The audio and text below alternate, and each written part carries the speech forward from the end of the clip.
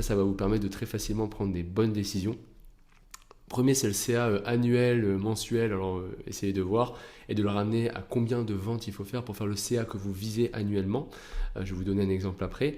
Le prix moyen de votre offre. Alors, lorsque j'étais business developer et mes potes sales qui bossent chez Doctolib, ou en tout cas j'ai pas mal de potes qui bossent en tant que sales, on appelle ça le AOV, c'est en fait en vrai j'ai oublié l'acronyme, c'est average, le O je sais plus, value je crois.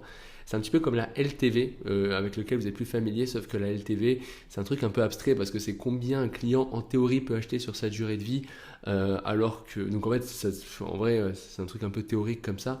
C'est la LTV ramenée annuellement, donc c'est le panier moyen annuel, ce qui est plus pertinent en réalité à traquer. Ensuite, le taux de closing actuel par closer, bien entendu. Alors si vous êtes tout seul, c'est votre taux de closing à vous, et si jamais vous avez plusieurs closers, vous le faites sur chacun des closers. Ensuite, le show up rate, c'est tout simplement, j'ai fait 10 appels, j'en ai 8 qui sont venus et 2 qui ne sont pas venus. Show up rate, 80%.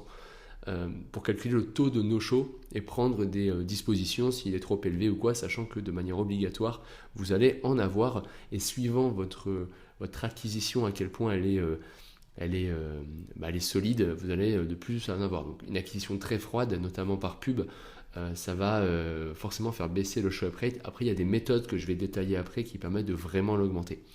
En tout cas que nous on utilise et qui marche extrêmement bien.